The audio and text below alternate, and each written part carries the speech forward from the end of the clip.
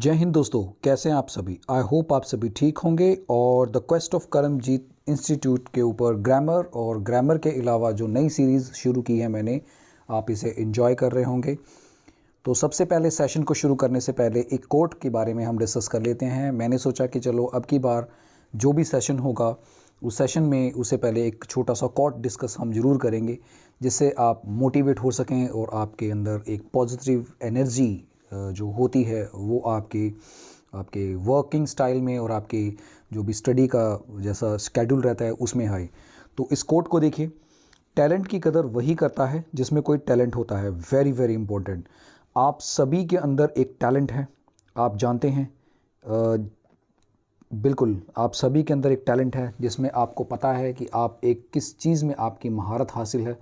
आप ये सब जानते हैं कि आपको जो टैलेंट है आपका, वो आपको वही टैलेंट आपका आगे लेके जाता है। डिफरेंट डिफरेंट टाइप्स की टैलेंट्स हैं आपके अंदर। हो सकता है आपको डांस आता हो सकता है आपको पढ़ाना अच्छा लगता हो सकता है आपको पढ़ना अच्छा लगता हो।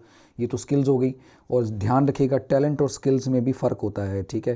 तो इस बात का आपको ध्यान रखना है। ऑलराइट। तो टैलेंट की कदर वही पर्सन करता है जिसको टैलेंट का पता होता है, जिसमें कोई टैलेंट होता है। मान लीजिए अगर आप एक सिंगर हैं तो आपका एक टैलेंट है सिंगिंग। तो सिंगिंग किसके सामने आप सिंगिंग अच्छा करेंगे? उसी के सामने करेंगे ना जिसको सिंगिंग की नॉलेज होगी। तो इसी तरह से ये कुछ चीज़ें हैं जो आपको आगे बढ़ाती हैं। ऑलराइट। तो आई होप आपको इतनी बात तो समझ में आ गई होगी। चलिए फिर आगे बात करते हैं। This is my YouTube channel the quest of Karamjeet. अगस्त 2020 में हमारा इस्टेब्लिशमेंट था। This is my picture, you can see here. And hashtag the quest of Karamjeet institute पे आप क्लिक करेंगे यूट्यूब के ऊपर तो आप डायरेक्टली मेरे पेज के ऊपर पहुंच जाएंगे। तो आज का ये जो सेशन है ये है ब्रिल्स एक्सप्रेस का मंडे और ट्यूसडे सितंबर 13 एंड 14 का कंपाइल मैंने किया है। 2 दिन का मैंने इस सेशन में कंपाइल किया है। आज मैंने पेन भी का चेंज किया है। फर्स्ट वाले पेन में मुझे थोड़ी दिक्कत आ रही थी तो मैंने एक थोड़ा सा महंगा वाला पेन लेके आया हूँ, ठीक है, ताकि इजीली मैं, अब देखो इसमें डॉट भी बड़े अच्छे से लग जाता है, पहले इसमें डॉट नहीं लग रहा था, है ना। तो कोशिश करूँगा कि आपको अच्छे से कराऊँ। अच्छा, दूसरी बड़ी बात ये, चलिए मैं सबसे पहले इसको रब कर देता हूँ। अब जो बात मैं आपको समझाने जा रहा हूँ उसके ऊपर आप गौर फरमाइएगा। ब्रिल्स एक्सप्रेस जो एनालिस होगा हमारा, इसमें आप लर्न करेंगे इंग्लिश ग्रामर और वोकैबुलरी के बहुत अच्छी चीज़ें, और ये यूज़फुल होगी आपकी सभी कॉम्पिटिटिव एग्ज़ाम्स के लिए। तो इस कॉम्पिटिटिव या कंपटीशन एग्ज़ाम्स के लिए ये वर्ड मैं चेंज करूँगा इसको, कोई बात नहीं, फ़िलहाल तो आप चलने दीजिए, ठीक है। तो इन सब के लिए आपके लिए इम्पॉर्टेंट होगा। और बेसिक इंग्लिश की बहुत सारी ऐसी चीज़ें होंगी, आप इसी सेशन में आप लर्न कर जाएंगे।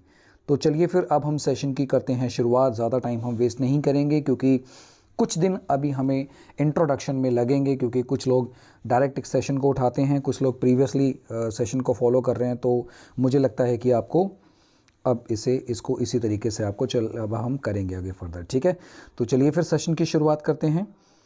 सबसे पहले हम लर्न करते हैं एडवांस वर्ड्स। तो देखते हैं एडवांस वर्ड्स में कौन कौन से हैं। सैंग्विन। सैंग्विन का मतलब होता है वो पर्सन जो आत्मविश्वास से भरा हो। आत्मविश्वास।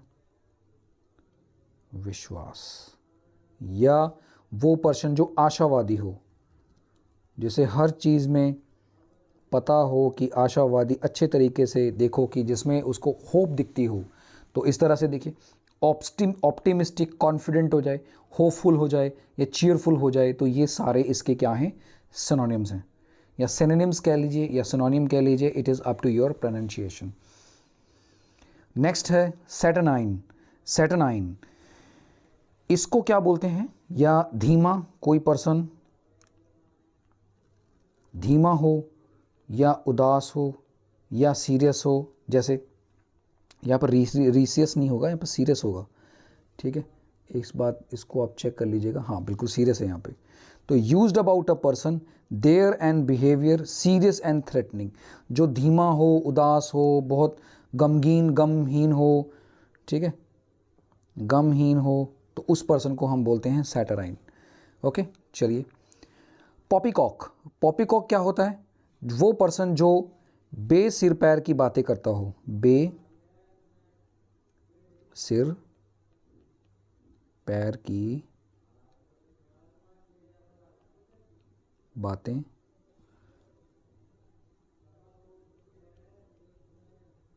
करता हो। तो पॉपी हस्क का मतलब होता है डबल स्पीक, मतलब एक्स्ट्रा बोलने वाला। नॉनसेंस, वो पर्सन जो बकवास मारता है, जो जिसके बोलने का तरीका ठीक नहीं है, तो उसके लिए हम बोलते हैं नॉनसेंस। गार्बेज, गार्बेज क्यों बोलते हैं? अब नॉर्मली हम जब वो पर्सन वो नॉनसेंस है तो उसके दिमाग में हम बोले क्या यार ये कचरा बोल रहा है ना। तो कचरा, कचरा बीनने वाली की बात नहीं कर रहा हूँ मैं, आई एम टॉकिंग अबाउट कचरा। आपके दिमाग के अंदर बहुत सारी ऐसी चीज़ें होती हैं जिसमें आपके माइंड में कचरा भर जाता है। जैसे सोशल मीडिया है, अब मान लीजिए टिकटॉक है, तो टिकटॉक ने तो इतने बच्चों को बर्बाद करके रख दिया। अब उनको ऐसी आदत पड़ी हुई है, हर कोई इंस्टाग्राम चला के बैठा है ना। तो हालांकि मैं ये नहीं कह रहा हूँ कि आप इंस्टाग्राम मत चलाइए, आप चलाइए, लेकिन एक सभ्य चीज़ें होनी चाहिए। जबकि टिकटॉक में ऐसा नहीं था, सभ्य चीज़ें तो ख़त्म ही हो गई थी उसमें तो, ठीक है। तो सिक्योरिटी ब्रीच हो रही थी, तो इस वजह से इसको बैन किया गया। तो इंस्टाग्राम जैसी चीज़ें हो गई या फेसबुक जैसी चीज़ें हो गई, कोई भी मैसेंजर ऐप है, उनमें सब कुछ पता नहीं क्या उलट पुलट फरमाया जाता है और पेश किया जाता है आपके सामने। तो मुझे लगता है कि वो सारी चीज़ें बेकार हैं। इस तरह से देखिए, गार्बेज, आपके दिमाग में एक कूड़ा करकट इकट्ठा हो रहा है, आपको वो चीज़ें दिखाई जाती हैं जो समाज में नहीं होनी चाहिए, तो वही माइंड सेट हो जाता है। तो उसमें बच्चे आजकल उग्र हो रहे हैं। तो ये सारी चीज़ें यहीं से आती हैं। जैसे मम्बो जम्बो, तो ये एक फ्रेजल टाइप का वर्ड है, अच्छा वर्ड है। तो पॉपी कॉक का मतलब होता है कचरा, नॉनसेंस, बेसिर पैर की बातें करना, इज कॉल्ड पॉपी कॉक, ठीक है। चलिए नेक्स्ट करते हैं। अब कुछ फॉरेन वर्ड्स को डिस्कस कर लेते हैं जो कि आते हैं, कई बार एग्जाम में पूछे जाते हैं। एब इनिशियो का मतलब क्या होता है? The things which you are beginning from the beginning, the things you are starting from the beginning, ठीक है। कोई ऐसी चीज़ जो आप जब कभी स्टार्ट से कर रहे हैं, ठीक है, उसको बोलते हैं एब इनिशियो। अच्छा, इसकी एक खासियत होती है, जब कभी भी हम फॉरेन वर्ड्स यूज़ करते हैं तो वो हमेशा से स्मॉल लेटर्स में होते हैं, ओके। तो यहाँ पर देखिए एब इनिशियो लिखा है ना, तो ये स्मॉल लेटर्स में लिखा है मैंने, ओके। तो होते ही ऐसे हैं। अगला वर्ड देखिए, जैसे एड होक है। अब ये वर्ड आपने बड़ी बार सुना होगा। एड होक का मतलब क्या होता है? एड होक का मतलब होता है मेड और happening only for a particular purpose और नीड। जब कोई चीज़ एक पर्टिकुलर पर्पस और नीड के लिए की जाती हो, उसे हम एड होक बोलते हैं। मान लीजिए, जैसे कई बार आपने देखा होगा कोर्ट में कुछ पोस्टें आती हैं, कोर्ट कॉम्प्लेक्स में, या कोई ज़रूरी तो नहीं है कि कोर्ट की बात करें, किसी पर्टिकुलर पर्पस के लिए आपको बुलाया जाता है ना। तो इसका मतलब है उस पर्पस को पूरा करने के लिए आपको कुछ टाइम के लिए हायर किया जाता है, और उस हायर करने के बाद आपके जब वो उनका पर्पस पूरा हो जाता है, फिर आपको छुट्टी कर दी जाती है। तो बेसिकली उसको एड हॉक बोलते हैं, मतलब शॉर्ट टाइम स्पैन के लिए, शॉर्ट टाइम पीरियड के लिए, ओके। तो थोड़े समय के लिए किसी को जब अपॉइंट करते हैं, is called ad hoc. Ad valorem, value valorem, okay. Payment tax और tax is calculated according to the price of a product और सर्विस। मान लीजिए कोई प्रोडक्ट है, कहता है कि वो वाली पेमेंट जो टैक्स के अकॉर्डिंग कलेक्ट की गई हो। मान लीजिए आपकी इनकम 2 लाख है, अब 2 लाख की इनकम है, तो 2 लाख के ऊपर आपका कितने परसेंट, मान लीजिए टैक्स आपको भरना है, 5% भरना है, 10% भरना है, तो आपको गवर्नमेंट को देना पड़ेगा, है ना। तो वो कह रहा है payment rate tax is calculated according to the price of product और सर्विस। किसी सर्विस के अकॉर्डिंग जितने परसेंट आपका टैक्स बनता है वो पे करना, इज कर ad valorem, is called ad valorem, ठीक है। चलिए, अलाइज, अलाइज का मतलब होता है when giving the name that a person is generally known by after the giving their real name। अब मान लीजिए कोई ऐसे कह लीजिए, हम मान लीजिए आपका नाम है रुपिंदर, मान लीजिए आपका नाम है रुपिंदर, तो आपको शॉर्ट नाम से क्या, रूपी, मान लो इस तरीके से बोला जाए, रूपी, अभी भी ना रूपी, ठीक है। तो इस तरह से when giving the name that a person is generally know by after the given name their the real name, मतलब जब उसके असली नाम की बजाय जब हम उसके उल्टे पुल्टे नाम रख देते हैं, तो अब हम बोलते हैं अलाइज, ठीक है। चलिए नेक्स्ट करते हैं। ए ला मोड, ए ला मोड का मतलब होता है द मोस्ट मॉडर्न स्टाइल और फैशन। जब भी कोई नया फैशन आता है, न्यू फैशन वाली चीज़ें आती हों, ठीक है, न्यू फैशन होता हो तो उसे अला मोड कहते हैं। ठीक है, चलिए, तो ये थे आपके 5 वर्ड। टिमैसिस क्या होता है?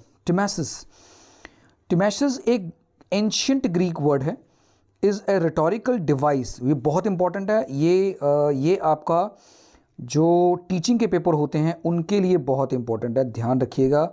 कुछ चीज़ें ऐसी होंगी जो आपको टीचिंग के एग्ज़ाम में, बैंक के एग्ज़ाम में मैं बोलता जाऊंगा तो वो आपको अच्छी चीज़ें आपको पता चलेंगी। ठीक है, तो डिवाइस सॉलिड द रीअरेंजमेंट, यहाँ पर डबल आर होगा, of compound words will separated the part which could ordinarily stuck together usually with another word inserted between them. Simple सी बात बताता हूँ, इस लाइन का मतलब क्या है। एक वर्ड है, इसको मैं पहले रब करता हूँ क्योंकि गंद काफ़ी मार दिया मैंने।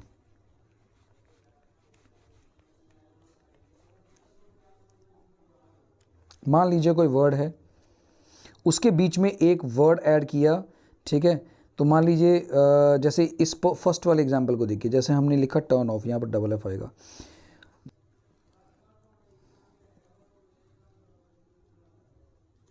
मान लो हमने लिखा टर्न ऑफ, तो टर्न के बाद अगर हम कंप्लीटली जैसे बोलते हैं तो ऑफ हो जाएगा, तो इसको बोलेंगे turn completely of.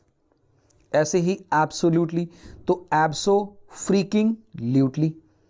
Another, a whole nother, however में how dearly ever, which so ever में विच में सो एवर। तो ऐसे वर्ड क्या होते हैं? टिमैसिस होते हैं। Be careful. ठीक है, अच्छी चीज़ है ये, इसको आप नोट कर लीजिएगा जो टीचिंग वाले बच्चे हैं अगर लर्न कर रहे हैं। चलिए कुछ और देखते हैं फिर। अब हम बात करते हैं वोकैबुलरी। कुछ वर्ड्स हैं जो मुझे क्या है कि मैंने उस न्यूज़पेपर से निकाले हैं, उसको थोड़ा सा और डीपली कंसर्न बताया मैंने। ठीक है, तो इसकी कुछ वर्ड्स की डेफिनेशन देख लीजिए और उसके बाद हम इसको डिस्कस करते हैं। तो वर्ड है आउटस्कर्ट। आउटस्कर्ट का मतलब क्या होता है? The area that from the edge of a town और सिटी। मान लीजिए कोई गांव है, ये मान लीजिए गांव है, मैंने बिल्कुल सर्कल बनाया, इसके बाहरी इलाका, मतलब बाहर का इलाका। मान लीजिए शहर है, कई बार होता है ना, कोई सिटी होती है तो हम बोलते हैं यार सिटी से पहले एक फ़लाँ जगह आएगी, वहाँ पर उसके आउटस्कर्ट पे, मतलब सिटी के बाहर, तो इसलिए उसको बोलते हैं outskirts. Okay, the area that from the edge of a town, किसी टाउन के बाहरी इलाका या किसी सिटी के बाहर का इलाका या किसी विलेज का बाहर का इलाका इज कॉल्ड आउटस्कर्ट। ठीक है, वी आर्स क्या होते हैं? वी एक तो होता है WE वी, ये होता है वी आर्स। तो वी आर्स क्या होता है, इसको भी देख लीजिए। The early hours of the morning between 12 o'clock at night the time when the sunrise, मतलब रात के 12 बजे के बाद का टाइम और जब सुबह के 5 बजे, मान लीजिए 5 बज के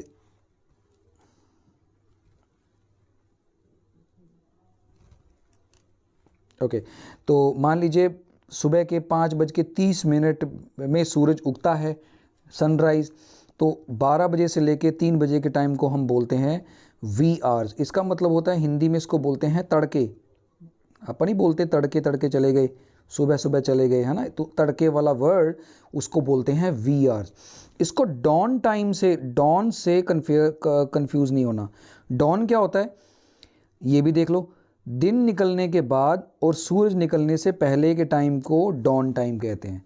दिन निकलने के बाद मतलब तड़के जब हो रहा होता है और सूरज निकलने से पहले के टाइम को हम डॉन टाइम कहते हैं।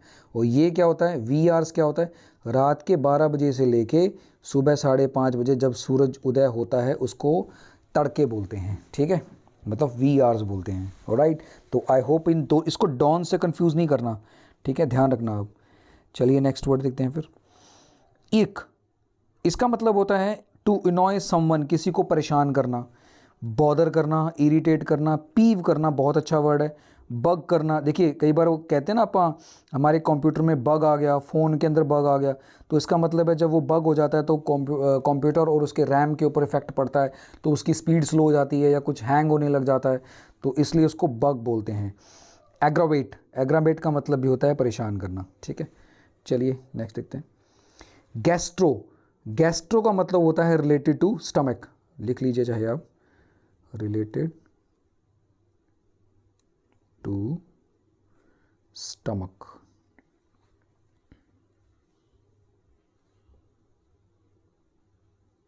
Okay, related to stomach. Gastronomy क्या हुआ?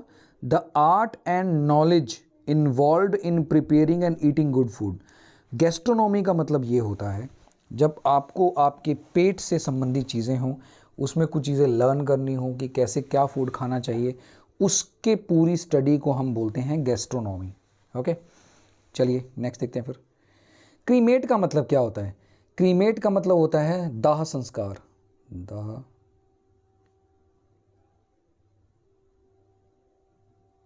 संस्कार।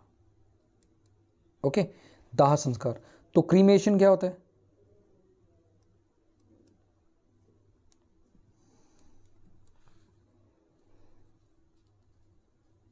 क्रीमेशन का मतलब क्या होता है? क्रीमेशन का मतलब होता है वही दाह संस्कार की प्रक्रिया। ठीक है, दाह संस्कार की प्रक्रिया, क्रीमेशन या क्रीमेशन ग्राउंड, जहाँ पर दाह संस्कार। क्रीमेशन ग्राउंड का मतलब क्या हो गया फिर? वो जगह जहाँ पर दाह संस्कार किया जाता हो। ठीक है, तो बेसिकली क्या होता है, इसको फ्यूनरल भी बोलते हैं। फ्यूनरल क्या होता है?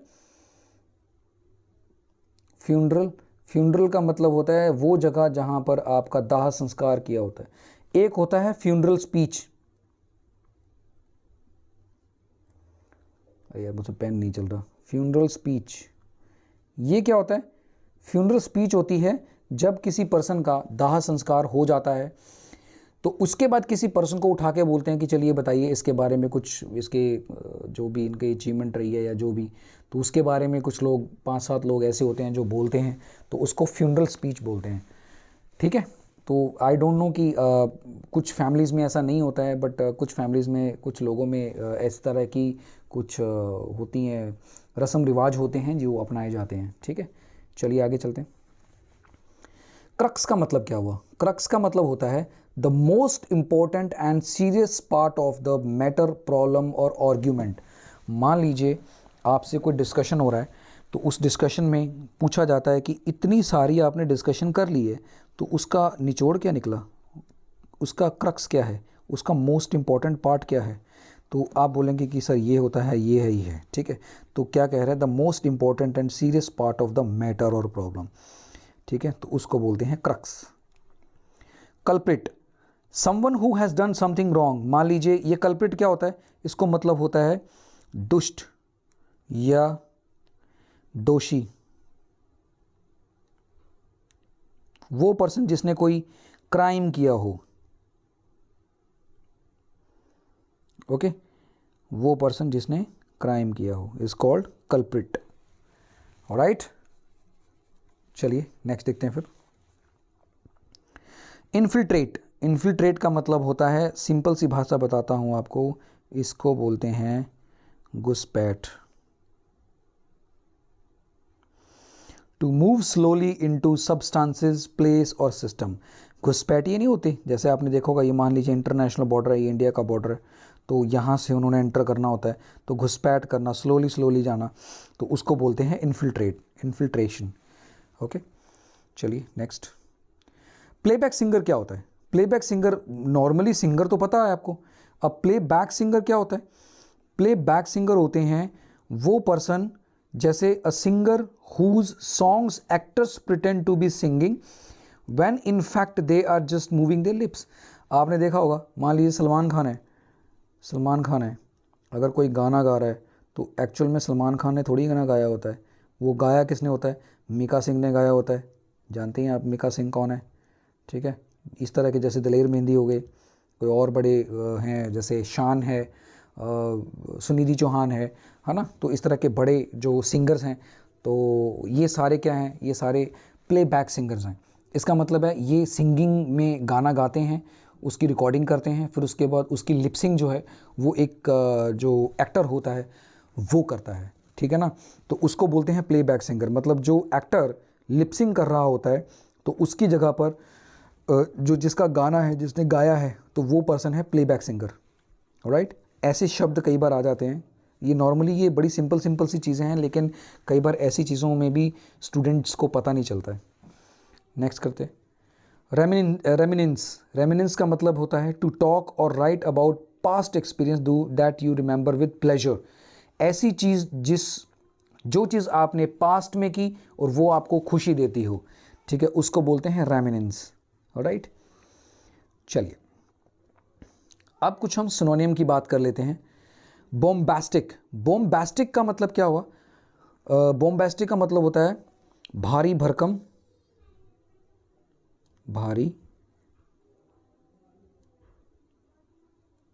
भरकम, चीज़ें, जैसे फ्लरी, शोई, ओवरब्लोन, ओवर, रेटोरिक, जब आप किसी के अगेंस्ट हो जाएं।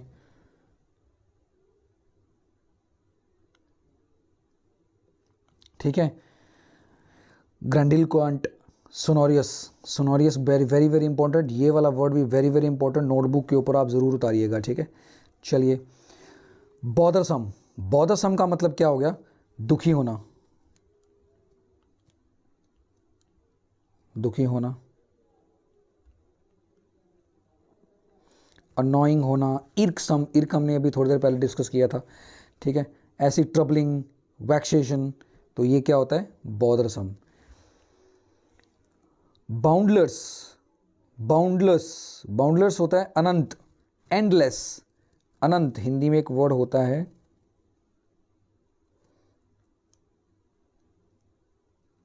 अनंत, एंडलेस, लिमिटलेस, अनलिमिटेड, इनफाइनाइट। ठीक है, इमेजरमेंट। तो ये सारे वर्ड क्या हैं? सिनोनियम है इसके, जो मिलते जुलते हैं। तो इनमें से ये वाला वर्ड कई बार एग्जाम में पूछा जाता है। ठीक है, इमेजरेबल ये पूछा जाता है, तो इसका ध्यान रखिए आप। नेक्स्ट देखते हैं, ब्रिस्क का मतलब होता है तेज, फुर्तीला।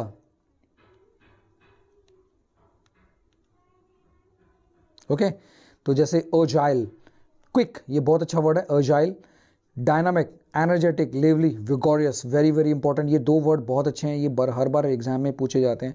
तो ऐसे वर्ड को आप ध्यान में ज़रूर रखिएगा, क्योंकि आपके एग्जाम में इस तरह के क्वेश्चंस पूछे जाते हैं।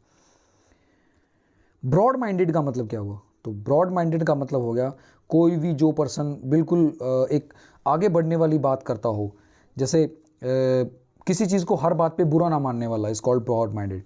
जैसे इसमें liberal, progressive, open, tolerate, flexible. ठीक है, वो पर्सन जो किसी भी सिचुएशन में अपने आप को फ्लैक्सिबल कर ले, या बोलने चालने में, रहने सहने में, कहीं पे भी, तो इसको बोलते हैं ब्रॉड माइंड। मतलब उसके माइंड का जो दायरा है वो ज़्यादा बड़ा होना, हर तरीके से सही या गलत चीज़ों को समझ लेना अकॉर्डिंग टू सिचुएशन। ठीक है, इज कॉल्ड ब्रॉड माइंडेड। बल्कि का मतलब होता है बड़ा, ज्यादा या भारी। ऐसे शब्द क्या होते हैं? Bulky. Massive, big, oversized, heavy, hefty, very very important word, huge are called bulky. ठीक है, बुली का मतलब होता है झड़कना, डांटना, धमकी देना, डराना, ऐसे शब्द होते हैं। ठीक है, तो ऐसे को क्या बोलते हैं? बुली। जैसे इंटिमिडिएट, Manas, threaten, ब्रोबीट, very very important. ये वाला वर्ड बहुत अच्छा लग रहा है। ब्लडगाउन, काउ। अब काउ का मतलब तो गाय होता है? नहीं, इसको इस तरीके से भी हम लर्न कर सकते हैं। मैंने रेड कलर में ये मेंशन किया हुआ है। काउ का मतलब क्या है? एक तो काउ गाय, दूध देने वाली, लेकिन ऐसा नहीं है कि सिर्फ काउ एनिमल का नाम ही है, इसका कुछ और भी नाम है। एन अनकाइंड, अनप्लीजेंट वुमेन और समथिंग डिफिकल्ट और अनप्लीजेंट। ऐसी वो अनप्लीजेंट वुमेन जो कुछ भी बकबक करती हो, समथिंग डिफिकल्ट जो मुश्किल से चीज़ों को समझ में हो, या अनप्लीजेंट जैसी चीज़ें, इज कॉल्ड बुली। ओके, चलिए अब हम बात करते हैं शॉर्ट फॉर्म की। शॉर्ट फॉर्म कैसे? देखिए, एक शॉर्ट फॉर्म है डिस्ट्रिक्ट, और डिस्ट्रिक्ट्स में फ़र्क है। मान लीजिए आपका कोई लेटर है, पहले इस टर्म को अच्छे से समझिएगा, फिर उसके बाद हम इसके बारे में डिस्कस करते हैं। मान लीजिए आपका कोई लेटर है जो आपने सेंड करना है, ओके। कहाँ सेंड करना है? मान लीजिए आपने जालंधर में सेंड करना है। डिस्ट्रिक्ट जालंधर में करना है, तो डिस्ट्रिक्ट तो वो एक ही है, तो उसका अगर वो सिंगुलर है तो हम ठीक है, अगर वो सिंगुलर है तो हम डिस्ट्रिक्ट लिखेंगे। डिस्ट्रिक्ट्स की बात कर रहे हैं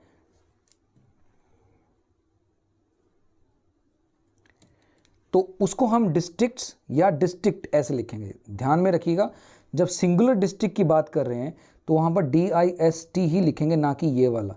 अगर ज़्यादा डिस्ट्रिक्ट में कर रहे हैं तो हम उसके लिए हम ये बोलेंगे, तो इसलिए नॉर्मल लेटर में ये शब्द लिखना गलत है। तो आई होप आपको ये छोटा सा टर्म समझ में आया होगा। चलिए फिर अब हम थोड़े से स्पेलिंग रूल्स भी कर लेते हैं। देखिए, द कन्फ्यूजन बिटवीन IE और EI, नॉर्मली ये वर्ड क्या है? वॉवल हैं, ओके। तो if letter C, so IE takes the correct sequence of the letter. कहते हैं कि अगर कोई लेटर C है उसके बाद हमने ये वाले वर्ड यूज करने हैं, CI ऐसे, ओके। तो जैसे deceive, receive, perceive, ceiling, conceit, okay. तो ऐसी चीज़ें आप कर सकते हैं, ये वाले सारे वर्ड्स हैं। आगे देखिए, अगर IE हो तो उसके लिए हम क्या लिखेंगे? फाइनेंसर जैसा वर्ड है, जिसमें C के बाद हमने IE यूज़ किया है। इससे पहले हमने क्या किया है? EI किया है। नेक्स्ट वर्ड, अगर कोई भी किसी वर्ड के अंदर C जैसे वर्ड एंड में ख़त्म हो तो उसका प्रोनाउंसिएशन जो होगा वो के होगा। जैसे पैसिफिक, ट्रैफिक, मिमिक, पॉलिटिक या फ्रॉलिक। तो ऐसे शब्द क्या हैं जिसके लास्ट में प्रोनाउंसिएशन क का आता है? इस कॉल्ड, सॉरी इसको मैंने मिटा दिया, सॉरी इसको दोबारा कर लेते हैं। क का आता है, इज कॉल्ड प्रोनाउंसिएशन क, ठीक है। तो जैसे जब कभी C लास्ट में आए तो उसका प्रोनाउंसिएशन क ही रहेगा। ये स्पेलिंग के रूल्स जो मैंने आपको कराए हैं, ये तीनों चीज़ें आपने लिख लेनी है। फर्स्ट, ये वाला सेकंड और ये वाला थर्ड, आपके स्पेलिंग इसमें करेक्ट हो जाएंगे, ठीक है। तो इसको ध्यान में रखना है और ये आपकी प्रोनाउंसिएशन को डिनोट करता है। अब एक क्वेश्चन और देखते हैं, what is the plural words of yes और नो। इस क्वेश्चन का मतलब है कि अगर कोई, जैसे मान लीजिए नो है और येस है, ये तो है सिंगुलर, जैसे अब ये वर्ड है सिंगुलर, तो इसका प्लूरल क्या होगा? नोज। ऐसे ही अगर येस है तो इसको कैसे लिखेंगे ये भी देख लीजिए। या तो आप ऐसे लिखिए येस, और या फिर आप ऐसे लिखिए, ओके। तो इस तरह से भी आप कर सकते हैं। ये ई है यहाँ पे थोड़ा सा, इसलिए मुझे कई बार जब ये ना पेन चलाना मुझे नहीं आ रहा है, ये मुझसे है अभी, क्योंकि जब कभी भी ये नया पेन लेके आता हूँ तो उसके पीछे जो एक कैप के ऊपर एक रबड़ सा लगा होता है, तो वो थोड़ा सा ऑपरेट करना मुश्किल होता है, क्योंकि 2-4 बार चलाएंगे तो थोड़ा स्मूथ हो जाएगा, ठीक है। तो आई होप आपको ये सिंगुलर और प्लूरल की गेम का पता चल गया होगा। तो नो जैसा वर्ड क्या होता है, उसका प्लूरल नोज़। येस का प्लूरल या तो आप येसेस करिए या फिर येसिस करिए, ठीक है, येसिस या येसिस, ठीक है। तो इस तरह से ये आपको टिप समझा दिया मैंने। अब हम बात करते हैं the difference between likely, expected और श्योर और सर्टन। लाइकली और एक्सपेक्टेड जो होती है वो बेसिकली संभावनाओं को बताते हैं,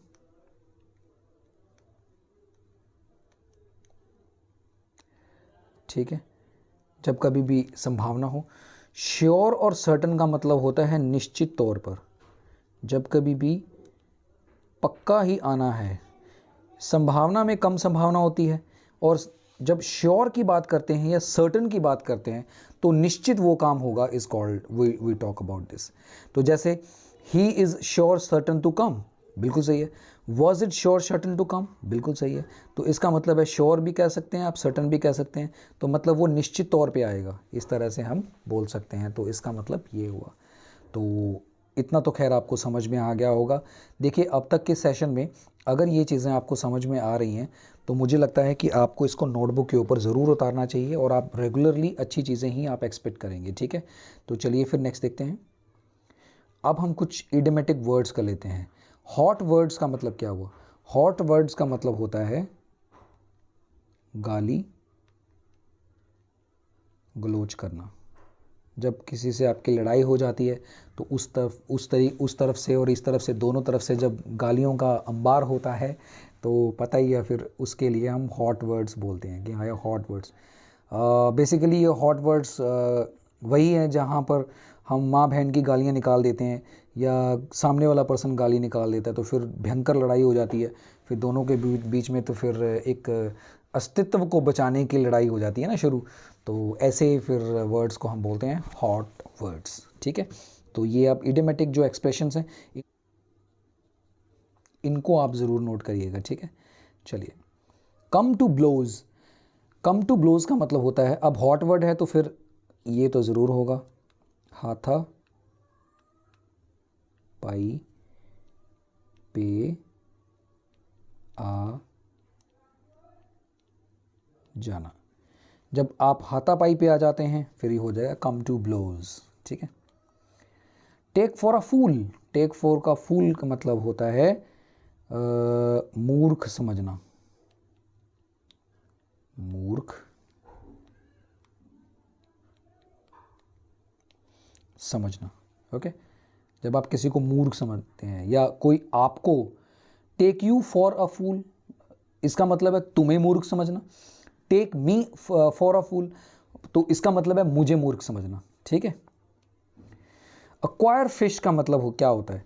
इसका मतलब होता है, फिश तो एक जानवर का नाम है, एक स्पीसीज़ का नाम है, लेकिन ये ईडियम इंग्लिश में कैसे काम करता है? इसका मतलब होता है अगर कोई भी पर्सन बिल्कुल अजीब सा है उसके लिए, तो इसके लिए एक हिंदी वर्ड है अजीब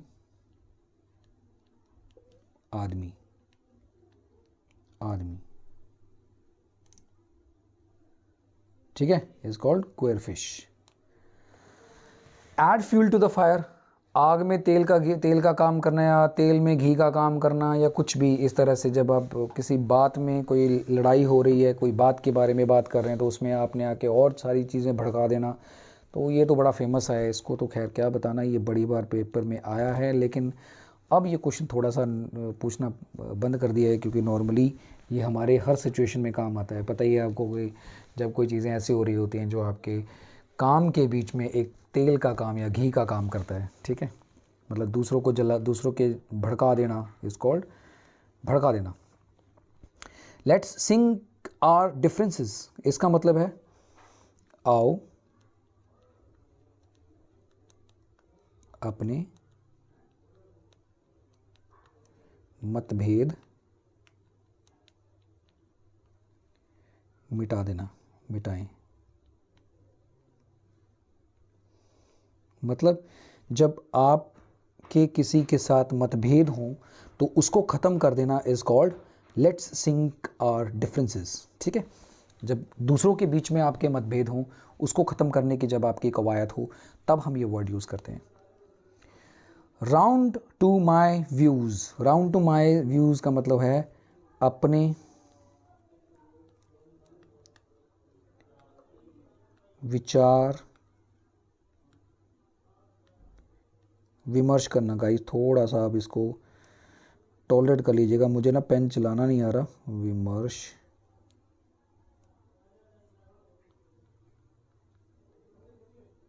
करना, अपने विचार विमर्श करना। व्यूज़ का मतलब विचार विमर्श, ठीक है। One is wiser after then the event. इसका मतलब है किसी पर्सन को ठोकरें खा के ही सीख मिलती है, ठीक है। One is wiser after the event, ठीक है। तो इसको हम कैसे लिखेंगे? ठोकर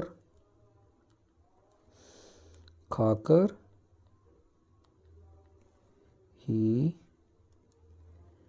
अपनी आदमी को, या आदमी को क्यों, इंसान को, यहाँ पर इंसान भी लिख सकते हैं, को अकल आती है। ठीक है, तो जब इंसान ठोकरे खा के, जब ठोकरे खाने का मतलब जब डिफरेंट एक्सपीरियंस हों तब उसकी बात करते हैं कि जब आपके पास हाईली चीज़ें पता है कि क्या सही है क्या गलत है, वो चीज़ें कब आती हैं, जब आप ठोकरें खा के उस चीज़ को लर्न करते हैं। Still at large, still at large का मतलब होता है पकड़े ना जाना। जब कोई पर्सन पकड़ा ना जाए तो उसको बोलते हैं still at large. Disgrace on the family, disgrace on the family, disgrace, grace का मतलब है कि इज्जत उछाल देना, तो नाक कटवा देना, नाक कटवा देना, इज्जत उछाल देना।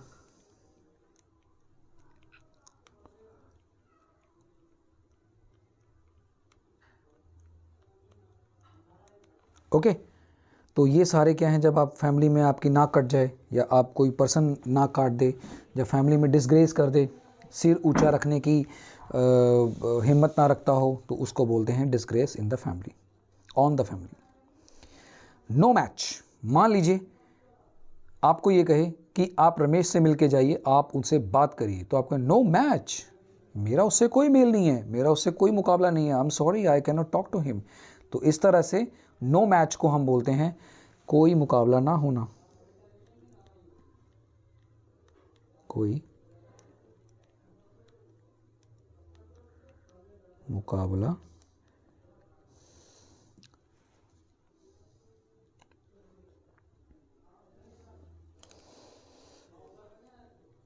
ना होना।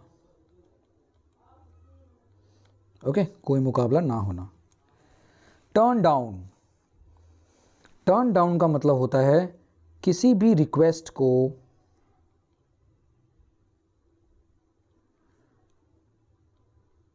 मना कर देना।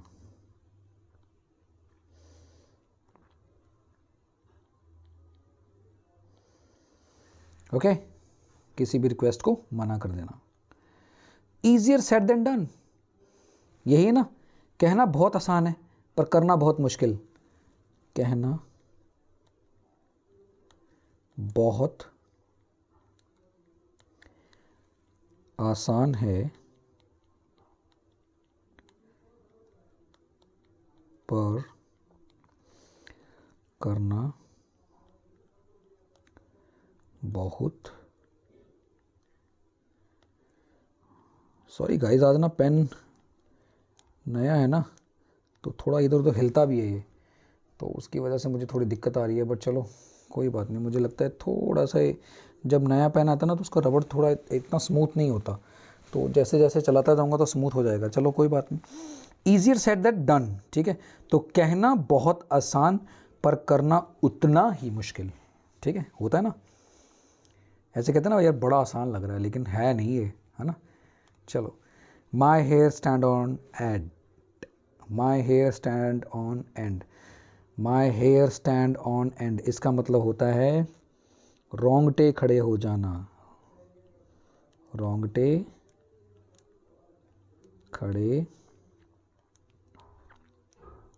हो जाना। जब आपके रोंगटे खड़े हो जाएं, is called my hair stand on end. तो चलिए, ये था आज का आपका सेशन। आई होप आपको ये सेशन समझ में आया होगा और आपने इस सेशन के अंदर बहुत अच्छी चीज़ें लर्न करी होंगी। मुझे लगता है कि अगर इसी तरह से चीज़ें आती रही तो आप बहुत अच्छी अच्छी चीज़ें लर्न कर पाएंगे। ठीक है, तो this is my YouTube channel, I already told you, the quest of Karamjeet. Subscribe करिए, लाइक करिए एंड शेयर करिए, दबा के अपने फ्रेंड्स एंड फैमिली के साथ शेयर करिए, कोई दिक्कत नहीं है। शेयर सब्सक्राइब मैंने 2 बार लिख दिया है, अगली बार ऐसा नहीं होगा, कोई बात नहीं। तो this is my YouTube channel the quest of Karamjeet. आप लिखेंगे तो डायरेक्टली आप मेरे यूट्यूब पेज के ऊपर आ जाएंगे और आपको वहाँ पर बहुत अच्छी अच्छी चीज़ें लर्न करने को मिलेंगी। तो इसी तरह से आप चलते जाइए, आप डेफिनेटली कुछ नई चीज़ें ही आपको लर्न करने को मिलेंगी लाइफ के अंदर। आपको बहुत सारी चीज़ें ऐसे होती हैं जो ज़ीरो से आपको शुरू करनी होती हैं। तो इसी तरह से अगर आपको इंग्लिश को अच्छे तरीके से समझना है, लर्न करना है, तो ज़ीरो से ही आपको शुरुआत करनी है। और ये सब चीज़ें आपको बहुत आगे ले जाएंगी, क्योंकि ये ही चीज़ें आपके लिए बनी हैं। जब आप लैंग्वेज लर्न करते हैं तो लैंग्वेज को अच्छे तरीके से लर्न करिए। ये सजेशन मैं हर बच्चे को देता हूँ, चाहे ऑफ़लाइन क्लास हो चाहे ऑनलाइन क्लास हो। तो चलिए अब हम इस सेशन को ज़्यादा बड़ा नहीं करेंगे, क्योंकि ऑलरेडी बहुत बड़ा है। क्योंकि वैसे मैंने टाइमिंग 40 to 50 मिनट का रखा है, लेकिन अगर जिस दिन कंटेंट ज़्यादा ना हुए तो वो सेशन थोड़ा रिड्यूस भी हो सकता है, कोई दिक्कत नहीं है, ठीक है। लेकिन डिपेंड करता है कंटेंट के ऊपर। तो चलिए फिर इस सेशन का करते हैं and. Thank you for watching this video. Stay happy, stay safe. जय हिंद, जय भारत एंड जय किसान। Stay tuned.